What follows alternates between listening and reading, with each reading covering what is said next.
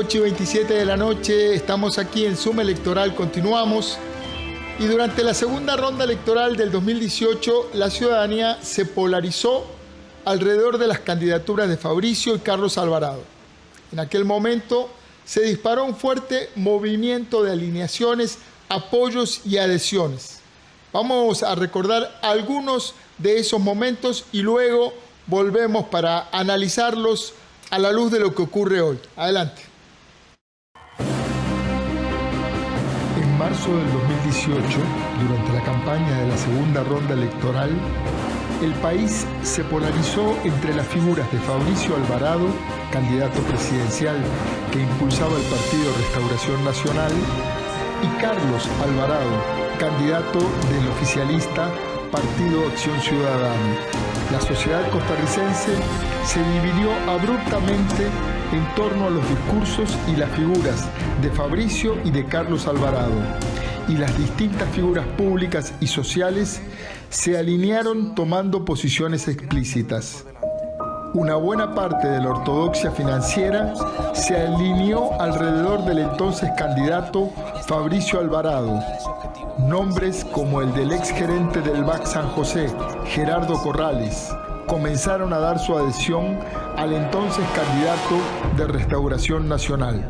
En la misma línea se alinearon el exministro de Hacienda de Laura Chinchilla, Edgar Ayales Esna, el ex candidato, empresario y dirigente liberacionista Antonio Álvarez de Santi, la presidenta de la Cámara de Exportadores, Mónica Araya, el liberacionista y exministro de Agricultura, Alfredo Bolio, y un numeroso grupo de 50 líderes del Partido Unidad Social Cristiana, como la ex vicepresidenta Linet Saborío, el ex diputado Jorge Eduardo Sánchez, los exministros Danilo Chaverri, Ricardo Toledo y el entonces candidato a diputado Pablo Heriberto Abarca. En el fuerte movimiento económico y político que en 2018, durante la segunda ronda, apoyó la candidatura de Fabricio Alvarado, también participó el doctor Rodolfo Hernández, quien había sido candidato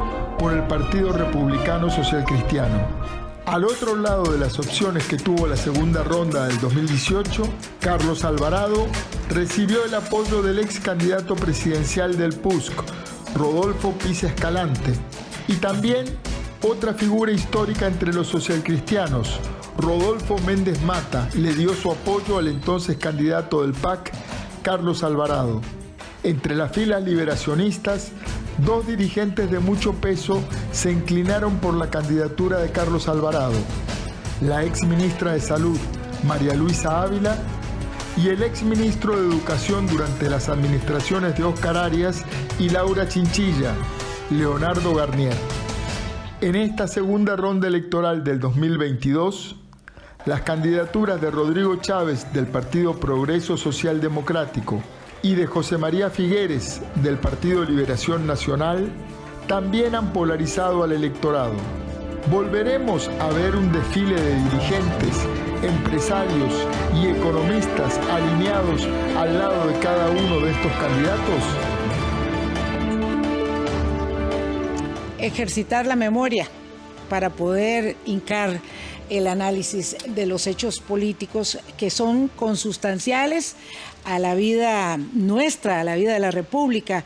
Nos acompaña esta noche Roberto Gallardo. Un gusto tener al profesor y politólogo aquí con nosotros en el set de Zoom Electoral. Roberto, este desplazamiento tan natural, tan normal en las segundas rondas, aquí y allá, podría replicarse ahora. Yo quisiera no solamente observar el fenómeno del desplazamiento hacia las segundas rondas, sino también las causas por las que el desplazamiento se da, porque no son igual, las causas no son iguales en todos los casos. Buenas noches, muchísimas gracias por acompañarnos, Roberto. Muchísimas gracias por la invitación, Ernesto, Vilma, Gustavo, y muchísimas gracias a todas las personas que nos ven y escuchan por Canal 3 en este Zoom electoral. Nadie se va a mover mucho antes de que salgan las primeras encuestas, ¿verdad? Eso es un cálculo que se va a hacer también. Vamos a tener probablemente ya algunos resultados del Centro de Investigación y Estudios Políticos de la Universidad de Costa Rica la próxima semana. Igual la empresa Enfoques, que tiene un programa de estudio de comportamiento político que dirige el abogado y estratega Mario Quirós.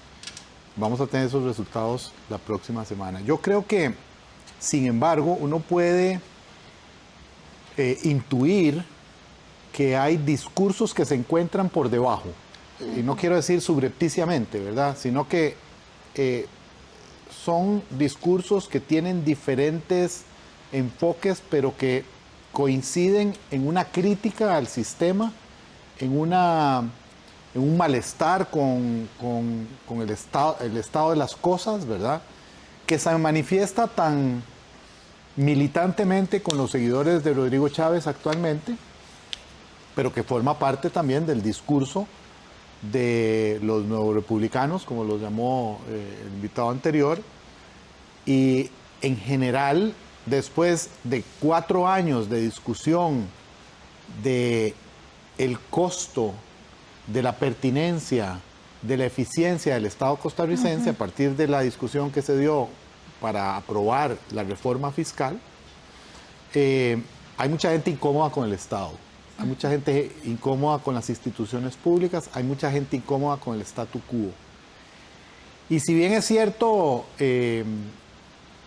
esto se manifiesta de manera diferente, ciertamente creo yo que existe un sector importante de la población costarricense con ese malestar, con esa incomodidad, con eso que hablaba Ernesto, ¿verdad? De no todos se mojan, y peor aún, la percepción que tienen algunos de que hay algunos que están empapados, ¿verdad?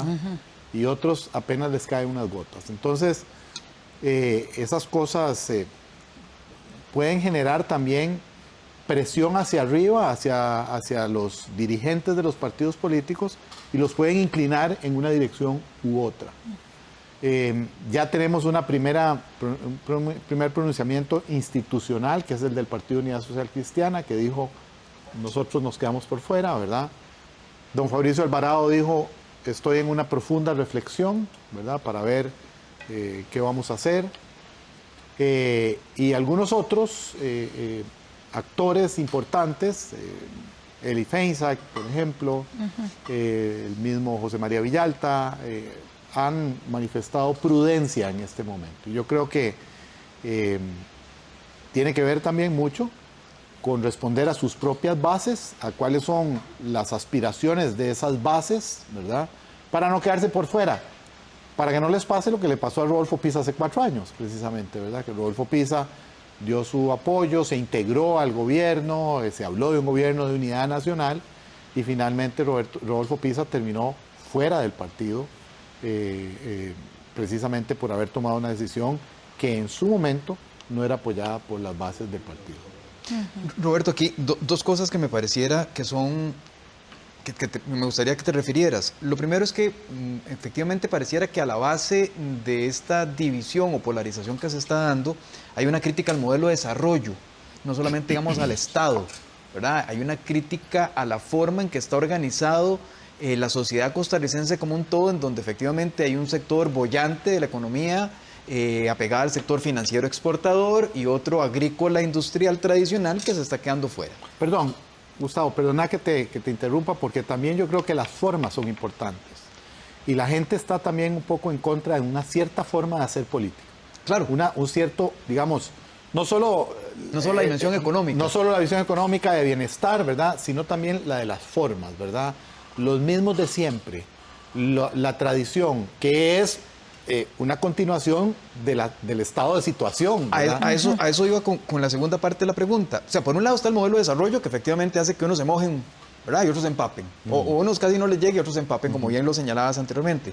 Pero también creo que no toda crítica al sistema es antisistema, ni toda aprobación al sistema refiere a que uno, digamos, lo aplauda, ¿verdad? Me explico. O sea, aquí creo que hemos estado confundiéndonos y hay quienes están tratando de polarizar, que efectivamente las formas parecieran que es el vehículo idóneo para polarizar a la población y decir, ¿verdad? Como no te llega nada, entonces efectivamente vos estás en contra del Estado, y de repente no. no es así. O de repente es alguien que dice, bueno, no, yo no creo que el Estado hay que cambiarlo radicalmente. Y dice, pues vos sos pro Estado. No, no necesariamente, hay cosas que hay que cambiar. Entonces creo que la polarización anda, más bien, te lo pongo por eso en dos partes. Efectivamente, por un lado, digamos, el modelo económico, ¿verdad?, que está pesando muchísimo, y por otro lado, las formas, pero las formas también están siendo aprovechadas. Y me parece que es donde se da, efectivamente, digamos, la manipulación. El esconder que no necesariamente ser pro sistema es aplaudirlo, y no necesariamente criticarlo significa ser antisistema. No queremos quemar la casa, por decirlo, digamos, como lo señalaba Jorge Vargas Cuyel. Es que yo creo que hay gente que sí la quiere quemar, ¿verdad? No, lo de acuerdo. Habrá quien Sí, yo creo que hay gente que anda con la tea en la mano, ¿verdad? Sí, claro. El descontento tiene un origen orgánico, ¿verdad? Sustantivo. Efectivamente, hay gente que se ha beneficiado más de la transformación que inició este país en la década de los 90. Está claro, ¿verdad? Y los indicadores que tenemos con respecto, por ejemplo, a temas de desigualdad, nos dicen que la cosa se ha ido deteriorando, ¿verdad? Pero además es la forma de la discusión política también. Cuando yo hablo, digamos, de las formas, ¿verdad? Pienso también en qué puede sentir esa gente que vive en zonas periféricas, en donde el Estado, la presencia del Estado es, en el mejor de los casos, tenue, ¿verdad? Cuando ve que la discusión política está dominada por temas que no le atañen completamente. Eso genera un sentido de abandono tremendo, de exclusión, ¿verdad? De pronto hay alguien entonces que parece que está beneficiándose más, aunque sea en términos de la incidencia que tiene la discusión política, ¿verdad? Que otros. Hay miles de voces que no están siendo escuchadas. El otro día teníamos una reunión, un grupo de gente, y pusieron la grabación de uno de los dos candidatos, ¿verdad?, que hacía una crítica muy dura a la institucionalidad, etcétera, ¿verdad? Y todos los que estaban ahí reaccionaron muy compungidos, ¿verdad?, diciendo qué barbaridad, este tono, no sé cuánto, y yo les hice una observación que se me ocurrió en ese momento, que era, no le pongan atención a lo que él dice, pónganle atención al aplauso al final. ¿Cómo lo está? Claro, ¿cómo lo recibe? El aplauso al final es lo que es significativo. Porque hay gente que está dispuesta a aplaudir un discurso que desde la normalidad le parece a uno que es inesperado. No, tal vez no inesperado, inaceptable, digámoslo con todas las palabras. Pero para quienes la democracia no les ha generado los resultados que le ha generado a un puñado de gente, no tiene por qué tener un apego a la democracia, no tiene por qué tener un apego a las instituciones democráticas.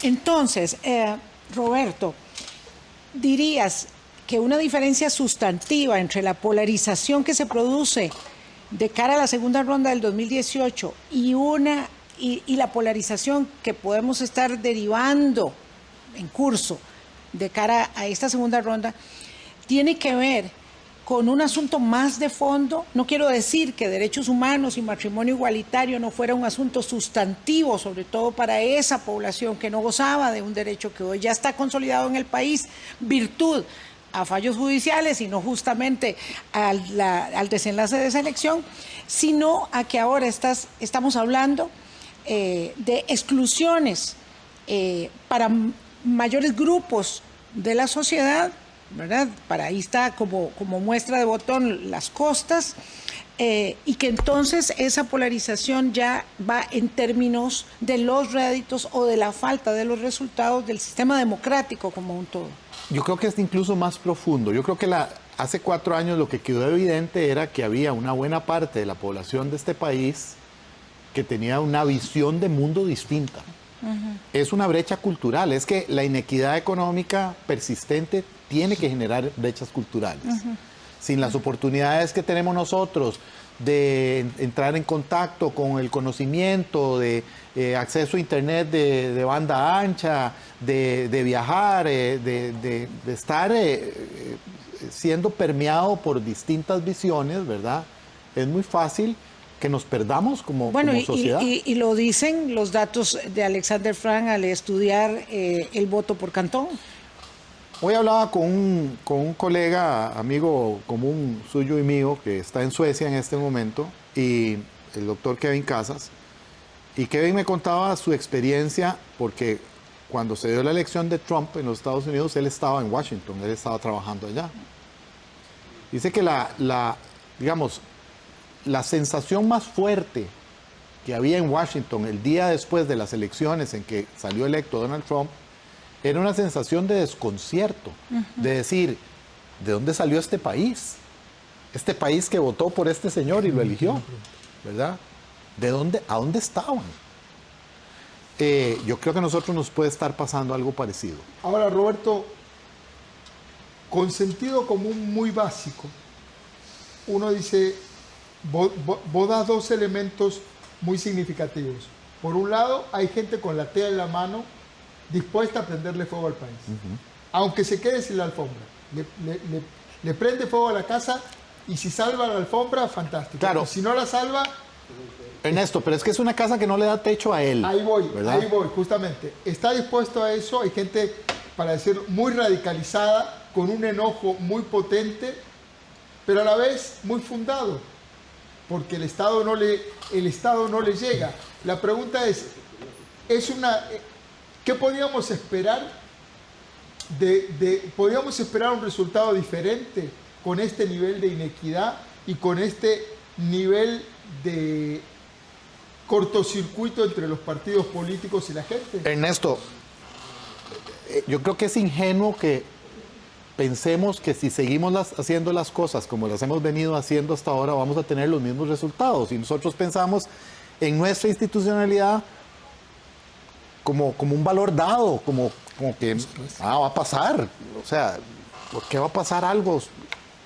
No, es que para un grupo de gente, yo no sabría decirte si es mayoritario o si va a resultar mayoritario el 3 de abril o no, pero hay un grupo de gente que no ve ese status quo como lo vemos nosotros.